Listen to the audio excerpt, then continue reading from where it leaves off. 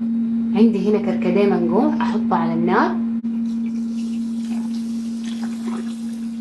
سكر، فلفل ملون، كمون، كزبرة، يانسون، نجمة، اخليهم يغلوا. بدأ يغلي احط ملح الليمون،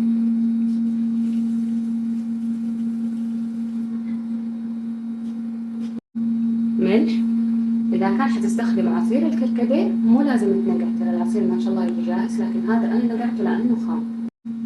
دحين أصفيه تمام، نشيل الباقي.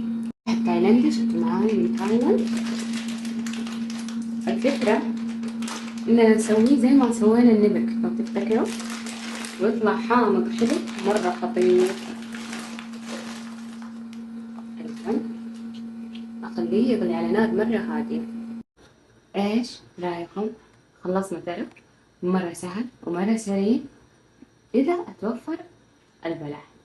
بسطين مشهود له. شفتوا الحوامض اللي هي الحالة لذيذة، هذا من الحوامض اللي هي الحالة لذيذة. فخلصنا، أتمنى تجربوه إن شاء الله تحبوا، وعلينا وعليكم بالعافية يا رب.